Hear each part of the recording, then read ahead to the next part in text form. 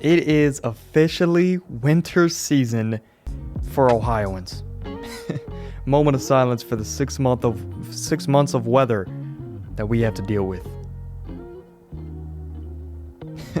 Okay, but this morning I got up, I looked out my little window that I have in my room, and I saw it was windy. I saw it was windy, but more importantly, I saw snow. Man, was I mad. Man. But I got my things together. I still went to the gym. After I got back from the gym and breakfast, which is right next to each other, I sat in my dorm and I hoped that it wouldn't still be snowing by the time I had to leave for this podcast. But sure enough, it was. The only difference between those walks and the reason I'm telling you the start of my day is that this studio is about a 15-minute walk for me, and that's about double the time that it takes for me to get to the gym. So safe to say I was freezing. One, because I didn't have gloves, so it was all on me. But regardless, I also reminded myself that there's two things that we have every day. That's a chance and a choice. And I chose to take these walks, even though there was wind and snow, because I can. Because I am fully able. And though the conditions weren't perfect this morning, far from it, I wanted to get here and I wanted to record this show for you guys and express my gratitude while doing so. The support has been amazing so far. And this is now the 11th episode that you guys will be taking time out of your day to tune in and support me on my journey. So, like I said, thank you again. I can never thank you guys too much. I apologize if that was super loud. This is why you prep for a podcast before you actually get on. But regardless, on tap today, we are going to take a look at the updated playoff standings. Then we're going to dive into our regular Week 11 coverage. So without further ado, welcome to the Anomaly Podcast. I'm your host, Owen Stiftar. Let's get into our standings first, and then Thursday night. All right, I will be placing a picture on the screen of the updated standings in the NFL. But if you're in the car, if you're driving, and obviously we don't have a strictly audio version of this podcast yet, so don't risk your life. keep the phone in the cup holder. It's not that. Don't worry. I'll read it off to you. I'll put it that way. But we'll start in the AFC. We'll go from 1 to 7, and we'll make our way over to the NFC. For the AFC, obviously keep in mind with these playoff teams that only the 1 seed gets a bye week. 2 through 7 has to obviously play for the whole playoffs until knocked out. But the 1 seed in the AFC, no surprise, it's Kansas City. They would obviously receive a bye in this case. Number 2 is Miami. They moved up 4 spots with their win against the Browns and Buffalo's loss. Tennessee, they went up 1. Baltimore went down 1, even though they were on a bye week. That was just due to tiebreakers and all that stuff. The 5th seed is the Jets. Then 6 and 7 go. 6 is Buffalo. They dropped 5 spots with their loss last week. And the Pats jump into the mix, grabbing that last spot, making the whole AFC East in the playoffs, which would be first. Moving over to the NFC, despite their loss last Monday, Philadelphia. I can't talk today, but stick with me. Philadelphia, despite their loss, they're still at 1, obviously 8-1. They look great. 2 seed Minnesota, coming off their big win against Buffalo, have another tough matchup this Sunday. They're number 2 for now. 3, we have Seattle coming off of their loss in Germany.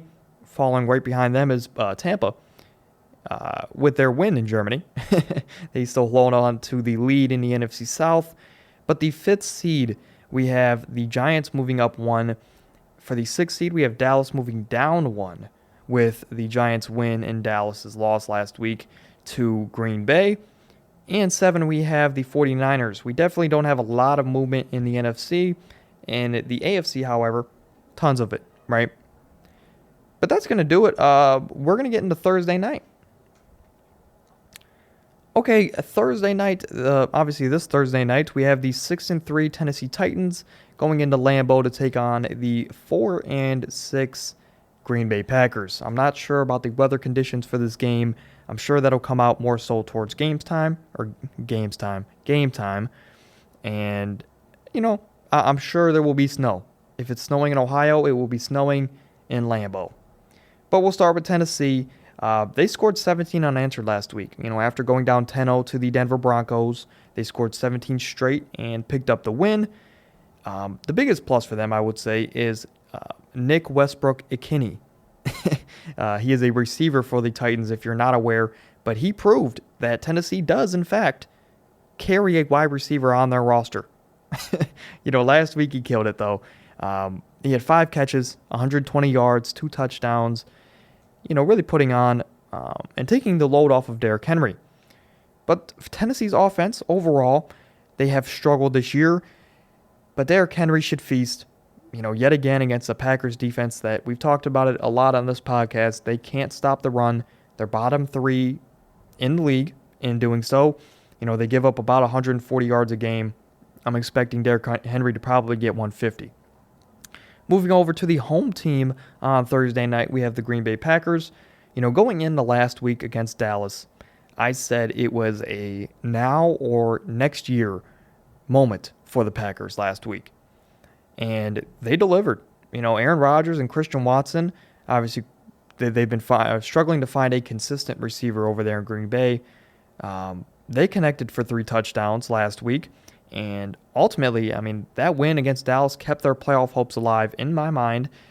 And I believe if they want to, they're still out. They're still out of the playoffs, right? We just read it off. I believe with Minnesota being as good as they are, if Green Bay wants a legitimate shot at the playoffs, they have to keep that momentum going. They have to beat Tennessee here at home. Tennessee can afford a loss.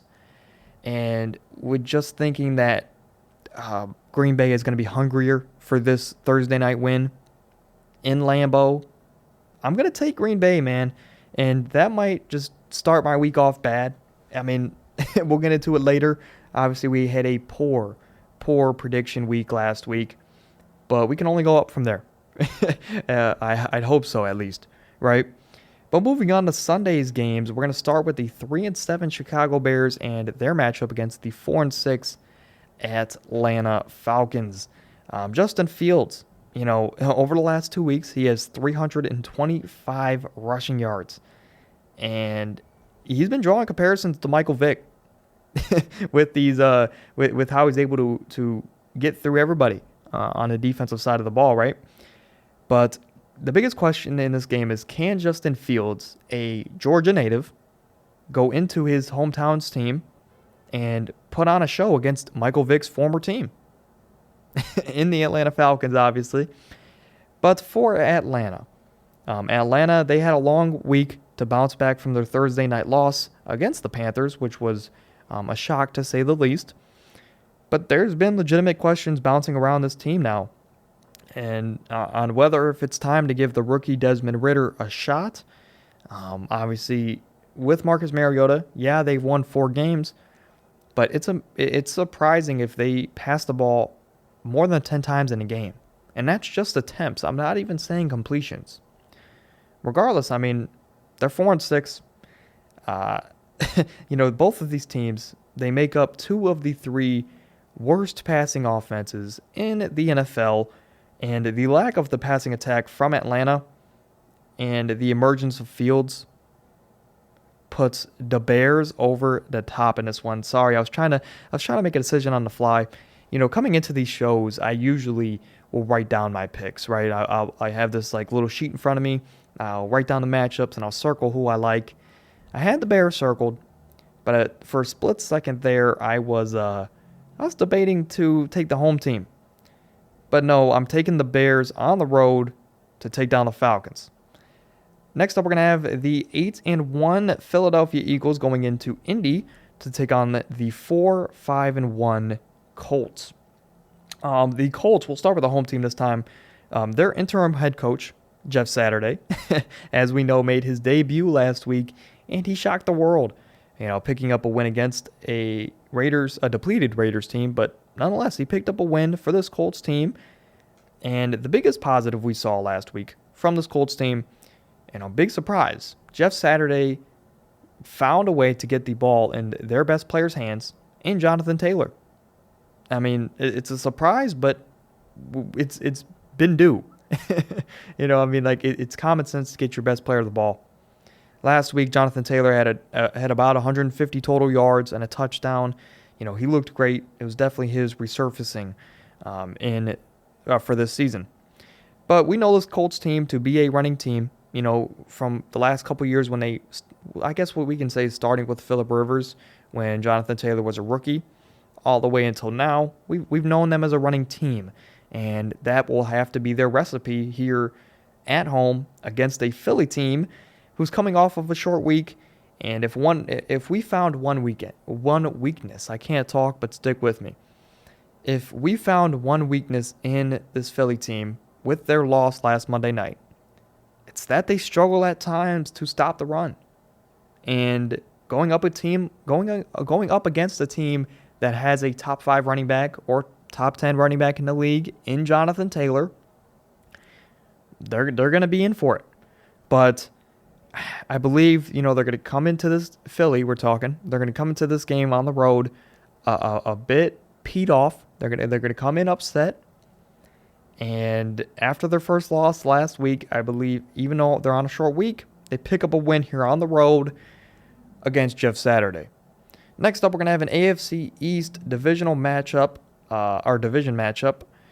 where the 6 and 7 seed in the playoffs, I believe, are going to be matching up here, or the 5 and 7.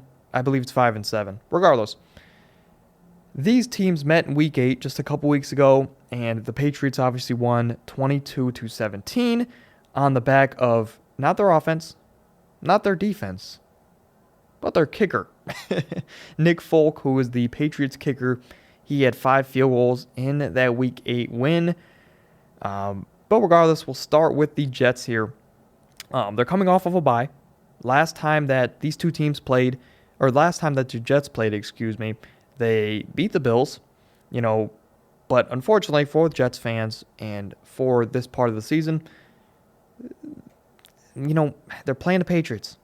And Zach Wilson, I'll put it this way, not that the Patriots are as dominant as they were in the past, but throughout the 2 years now that Zach Wilson has been in the league, he's had a bad history against Bill Belichick. And that doesn't seem to be any different this year. I'm like trying to find like certain words that I want to use, and it's probably very bad for podcast listeners right now, right? But stick with me, like I said. Basically what I'm saying here is Zach Wilson, throughout his career, he has all of his worst games come against Bill Belichick and the Patriots. Bill Belichick loves to play against younger quarterbacks. That's what Zach Wilson is. And I can't see Zach Wilson not having another bad game here against the Patriots on the road in Foxborough. But for New England, finally, they're also coming off of a bye week. And they're currently on a 2-game winning streak. And if you look at their schedule, I believe they have Buffalo, Minnesota, and Arizona in their next 3 weeks. So they have a tough schedule coming up.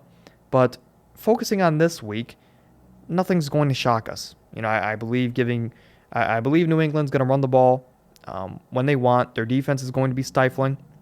They're going to give Zach Wilson and Robert Saleh issues all game. Give me New England at home so I can stop stuttering and get on to the next matchup.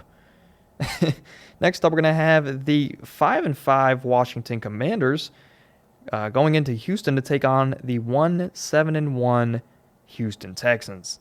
The Commanders, they're now on the fringe of the playoff picture, coming off of the huge win last Monday night against the undefeated Philadelphia Eagles, right? Brian Robinson in that game and Antonio Gibson, his rushing stats weren't as dominant as Robinson, but regardless, both backs in this Commanders offense, they had their way against the Eagles. And like I mentioned earlier, this Commanders team may have cracked the code on how to defeat that Eagles team. But for Houston, I don't know. They don't have much outside of an okay rookie season from Dameon Pierce. He's on pace for 1,000 yards and about 10 touchdowns. I mean, right now he's got 770 yards, 3 or 4 touchdowns. I can't remember. But Dameon Pierce is having a solid rookie year. I'm always happy to see a Gator do well. It was also cool to see Brandon Cooks out there. Even though he made it public that he doesn't want to be in Houston. He was disappointed he wasn't traded at the trade deadline. But he's back, and he had a couple catches last week. Nothing too crazy. I believe this Commanders team keeps rolling on the road. They're going to make this NFC East even more interesting than it already is. They improved to 6-5.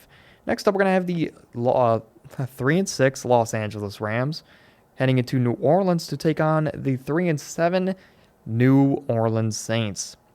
The Rams, we'll start with them. They've lost 3 straight. A stretch where they've only averaged about 14, 15 points a game, which is obviously not enough in the NFL. On top of that, Cooper Kupp, he went down with an injury last week, and he might be out for this Sunday's game against the New Orleans Saints, who, even if he does come back, he's going to be matched up with Marshawn Lattimore, and that's obviously not a good sign for any receiver when healthy, let alone injured. The Saints, on the other hand, they've only averaged 11.5 points the last 2 weeks, and obviously both games were losses. They've lost 4 of the last 5. And when two bad teams meet in the NFL, anything can really happen. And I believe if you flip a coin right before the game, I'll basically say it's a coin flip game, right? Anything can happen with 2 bad teams at this point in the year in the NFL. But give me the better coach to prevail here. Even though they're dealing with injuries to their star in Cooper Kupp, I believe they just have overall more talent. Give me the Rams on the road to take down the Saints. Next up, we're going to have the 3-6 Cleveland Browns going into Buffalo to take on the 6-3 Buffalo Bills. We'll start with the Browns. They're coming off of a disappointing game last week in general against Miami. I believe we lost by like 20 or so, or even more than that. But coaching changes need to happen. As a Browns fan, they need to happen rather quickly. It's starting with Joe Woods, and if this team doesn't start to do better, I'd even look to get off of Kevin Stefanski. Obviously, I think when we look at it as Browns fans, we can't let our bias get in the way, and I believe we need to look at Stefanski and we need to grade him on a scale, right? With everything that he's had to deal with in his couple years here. Obviously, he got us a playoff win, but everything else surrounding that, we got to grade him on a scale, right? But regardless, I still think coaching changes need to happen for this Browns team. They still have 2 more games left until Deshaun Watson returns from his 11-game suspension. And, it just doesn't look promising. On either side of the ball, defense looks helpless. Every game is a must-win here, from here on out for the Browns. I'm starting to come to the fact that we won't make the playoffs this year. And, I guess that's what you get when you trade for a 11-game suspension quarterback. But Buffalo, they're coming off of a loss and quite possibly the game of the year. From start to finish, it was quite possibly one of the best games I've ever seen. I was watching the Red Zone channel, right? A little side tangent here. I was watching the Red Zone channel, and it always switches who's closer to the red zone, or if there's a big play or a break-off touchdown or pick six. About halftime of the 1 o'clock games, I just completely switched over to the Buffalo game. I just wanted to watch that game in the second half of that game, and Minnesota kept coming back, and they made it a game, and then they took the lead, took it to overtime, and the overtime rules were a bit weird. It's different, I'll put it that way, but it was the game of the year so far, nonetheless. But Josh Allen, I believe he should bounce back statistically here after coming out, after this 2-game losing streak that they're on. Obviously, he's having elbow issues right now. Hey, everything is in their favor. If I was a betting man, I'd take them. But like I say, every single week, I'm a delusional Browns fan. Give me the Browns on the road to turn their season around here. Big win in Buffalo. Browns go to 4-6. The 3-7 Carolina Panthers are going into Baltimore to take on the 6-3 Baltimore Ravens. The Ravens are coming off of a bye week, which only helps them here at home against the Panthers, who are struggling. Baltimore, we'll start with them. They're 2-2 at home, and all of those games, all of their 4 home games to this point, I'll put it that way, they've all been decided by 4 points, I believe, or less. Maybe it was 3 points or 4 points. I'd have to double check, but I believe all 4 of their home games this year have been decided by 4 points or less. And not surprisingly, I don't expect that trend to continue. I expect Baltimore to win pretty handily here, even though both of these teams rank bottom 5 in passing offense, which was a bit surprising for the Ravens. I expect this game to get out of hand, like I said, rather quickly. Mark Andrews should be back to a full go this week. Obviously, he's been dealing with some injuries. And the tandem of Isaiah Likely and Mark Andrews, they're just going to be too much of a problem for Carolina, who doesn't have the personnel to guard bigger tight ends. I don't know. I guess the only thing that we would have to look out for in this matchup is that we really never know how this Panthers offense is going to play. I mean, there's always just so many questions. I mean, DJ Moore had 2 amazing weeks, hasn't done anything since. Deontay Foreman, he's only had 1 bad week, which I guess he's the only constant there. But he will probably have a bad week this week against a Ravens team. So that'll be an interesting matchup, I'll say for sure. But give me Baltimore at home pretty convincingly too. Next up, we're going to have the Sun God and the 3-6 Detroit Lions heading into New York to take on the 7-2 New York Giants. The Lions, we'll start with them. Obviously, they're the road team. They have a chance for a 3-game win streak. Little do we know, they're on a 2-game win streak. Their offense, to no one's surprise, looks a lot better when they have their stars out there. When they have DeAndre Swift and they have Amon-Ra St. Brown, the Sun God, their offense looks a lot better than when they're not out there, to no one's surprise. But obviously the Lions, they've dealt with a lot of health issues this season. And their defense, all season they've struggled. But their offense, they have their guys back. And when they do have their guys, they've been able to score points. For New York, pretty simple. They're 3-1 at home this season. And all 4 of those games, just like the Ravens, but all 4 of the Giants games have been decided by 8 points or less. So safe to say, the Giants love close games. But I believe Brian Daboll and this Giants team, they keep it moving in the right direction. And I'll put it this way. I believe this game's going to be like a surprising thriller.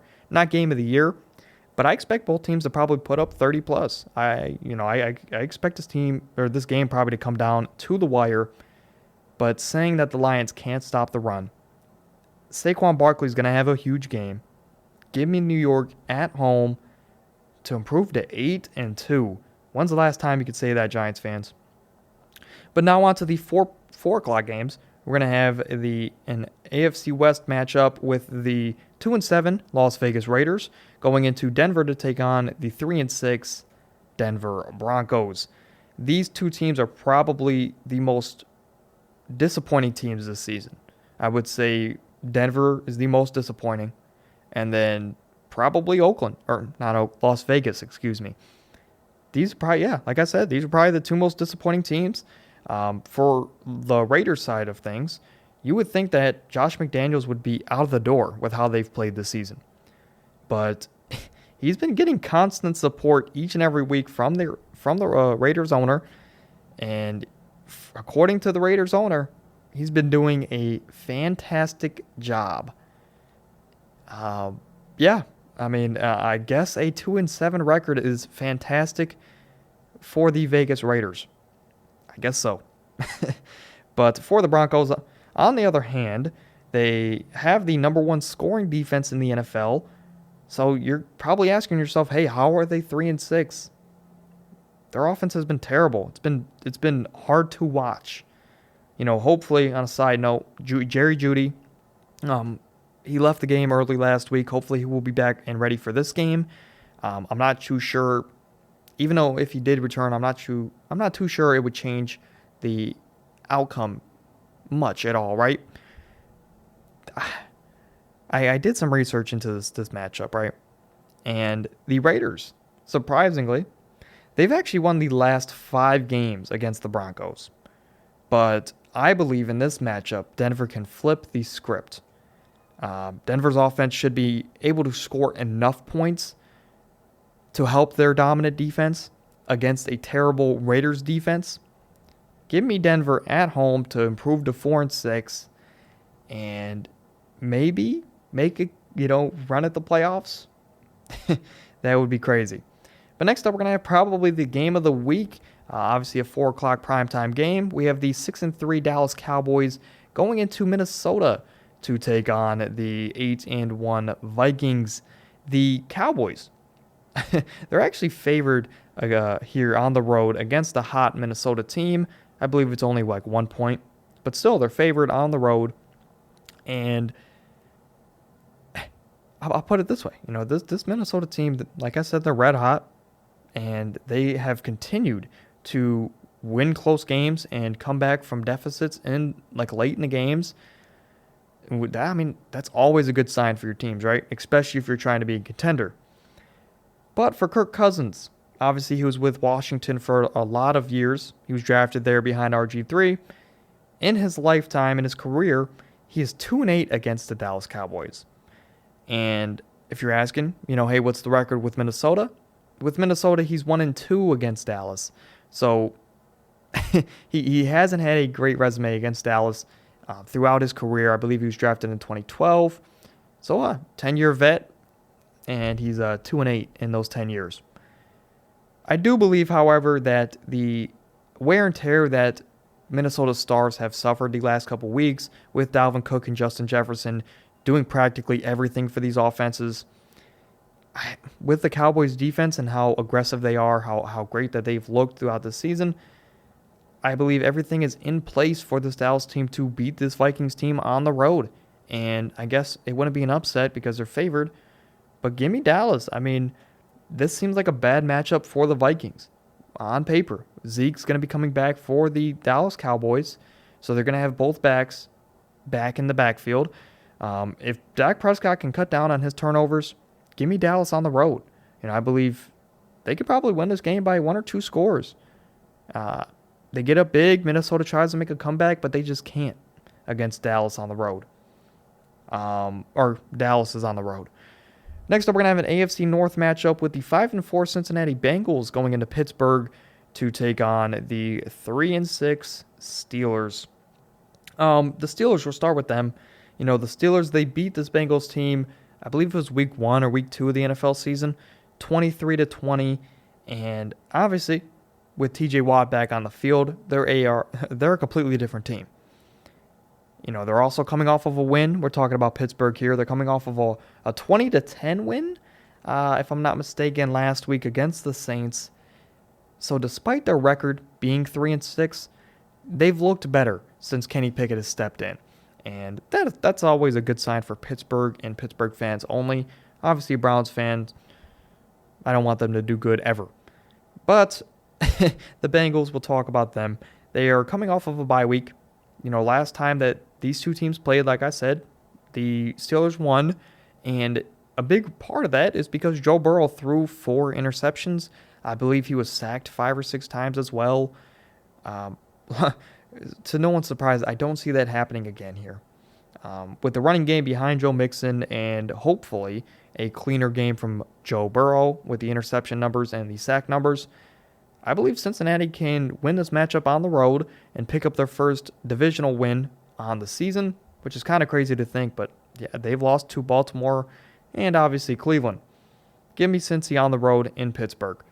Next up, we're going to have the 7-2 Kansas City Chiefs going into Los Angeles to take on the 5-4 Chargers for Sunday Night Football. This will be a good one. The Chiefs, they're coming off of a win against Sunshine and the Jags last week, and man, did they look good. Obviously on a side note, there was that big hit to Juju, over the middle of the field. If you haven't seen it, go watch it if you want to. I don't recommend it. But hopefully that hit, it was nothing serious, and he's back out for this week in this matchup against the Chargers. I don't know with the new concussion protocol if they will allow him to do that. Nonetheless, get better, Juju. But for this Chiefs offense, obviously they traded for Kadarius Toney. We all know the talent that he can be, and it showed last week. Kadarius Toney and Isaiah Pacheco, even, they both flashed last week. They make this offense more dangerous than they already are. Their playmaking ability is off the charts, especially for Kadarius Toney. And I can't imagine a team stopping this Chiefs offense. But for the Chiefs, this was a crazy stat when I was looking at their schedule. They have scored 40-plus points in 3 of their 4 road games this season. And they have a chance to win a 9th straight game against the Chargers here in Los Angeles. For those that don't know, when I get these stats about quarterbacks versus different teams or just a team versus team matchup, I use a website called StatMuse. I don't get paid by them, obviously, but I want to shout them out nonetheless because I love the website.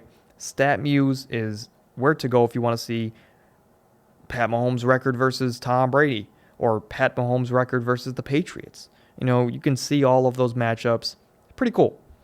But though the Chargers are at home, and they might have Keenan Allen back. I know there was rumors that Mike Williams might even practice this week.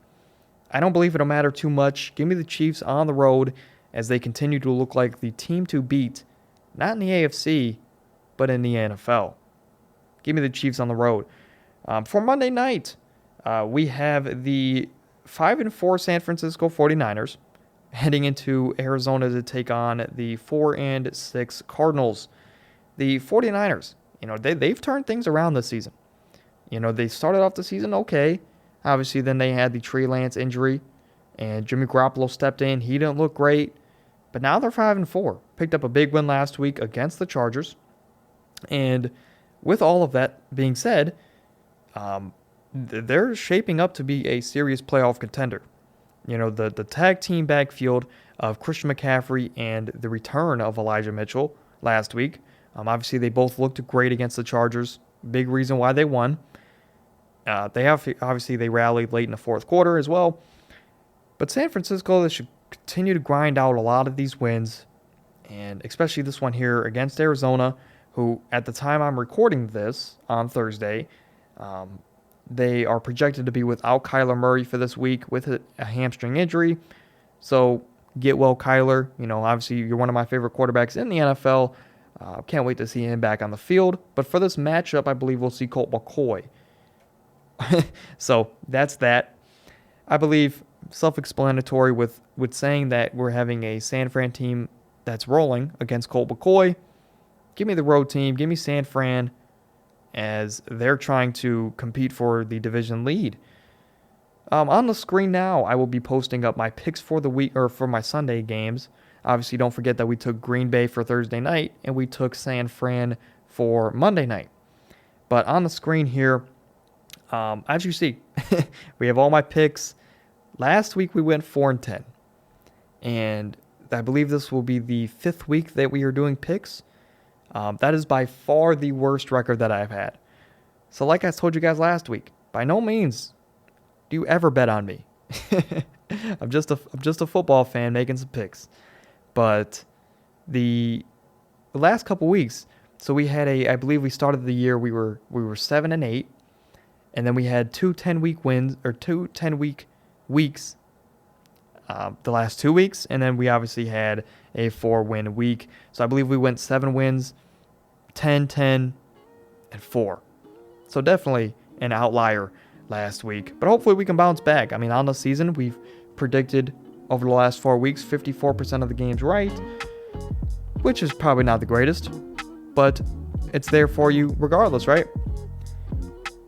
But that's going to do it for today's show. I mean, just like on Tuesday and I believe last Thursday, we're getting you guys in and out. I believe in the first ever episode, I was telling you guys how a podcast was like a gas station and how the purpose to me was you're not there all day. You're getting in and you're getting out. get what you need and you're going, right? And I believe I've been doing that.